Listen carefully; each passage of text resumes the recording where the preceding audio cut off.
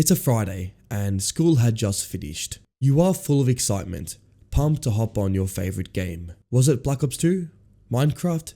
Didn't matter. You just wanted to play, and now nothing is stopping you from playing that game. When was the last time you felt like this? Honestly, it's a silly statement, but in truth, it makes you think of the good times. Gaming was fresh and exciting, which I think as of late, I don't get that buzz when I sit down after school to enjoy Modern Warfare 3. No hate to that game, it's mainly my personal preference to just sit on VC talking to mates rather than actively engaging in a game. I still play online games, I just feel as if that oh shit, it's time to grind a game mentality is gone for good. And so the Fallout series had been one I'd heard of, but never actually touched. With the show releasing to great reception and the series being infamous to the gaming community, I finally decided to give a Fallout game the light of day. What better to start this journey on than the first New Vegas? I loaded up and immediately I was filled with questions. Who is this dude? Mohawk Man? Wait,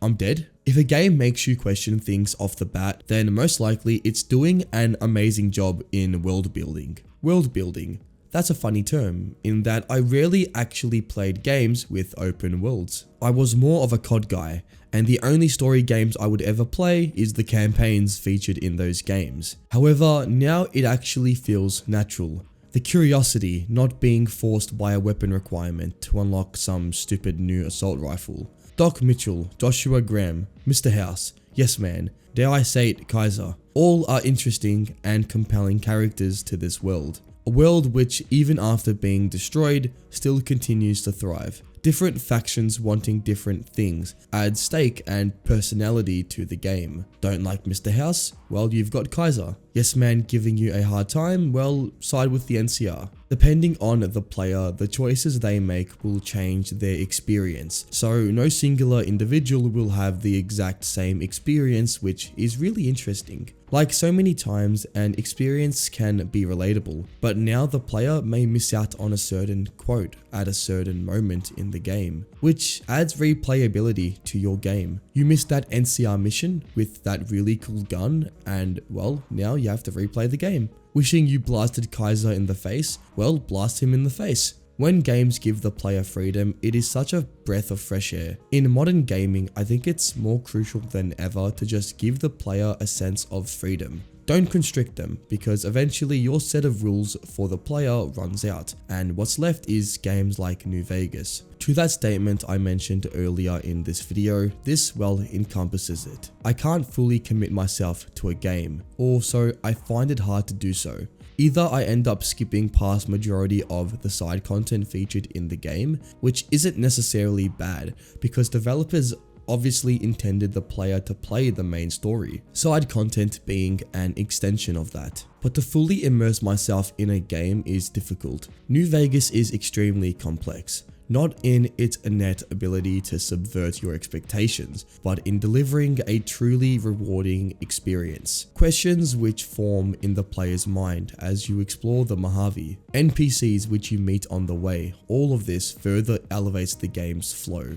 Everything connects to one another, and another amazing thing is your actions have consequences, or reaping rewards. Choose to kill Kaiser, well, the Legion will hunt you down to your grave, but on the plus side, the Mojave respects you. Some more minor occasions are in the boomers, talking to Loyal before tackling the abandoned bunker. You can actually gain a radio emitter, which can destroy all the ants. The game rewards the player engaging with the characters, in a way which feels natural as to not deter from the overall story. Ultimately, the player gets to choose the fate of the Mojave. You can side with peace, you can be a tyrant and destroy absolutely everything in your path. Pretty much, the game is entirely up to you, which is one of New Vegas's strongest attributes, being allowing the player to simply play the game. I think looking back as a kid, I always took every game as if it was the last match I'd ever played, sweating all over and focused purely on winning. This mentality drained someone,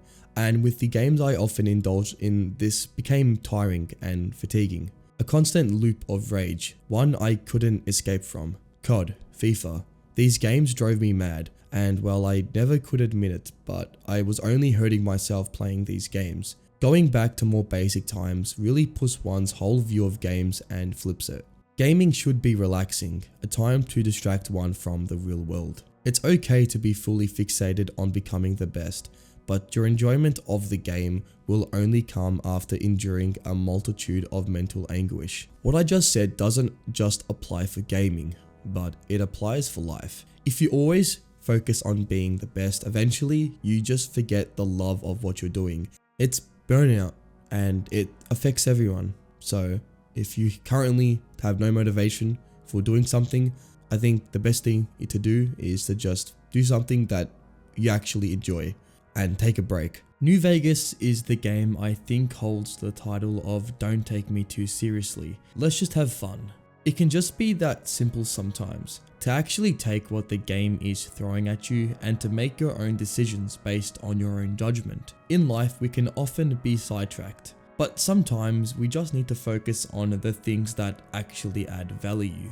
So coming back to New Vegas, why do I feel this way about this game? It's a breath of fresh air, one I'd never thought I would ever take. Gaming has always been that escape from reality, but as time went on, it felt like an extension of reality. If there is one thing I can say, it's that play what makes you happy, not something being sold to you. Anyways, thanks for watching and goodbye. Good. Why don't you walk down to the end of the room, over by that vigor tester machine there. Take it slow now. It ain't a race.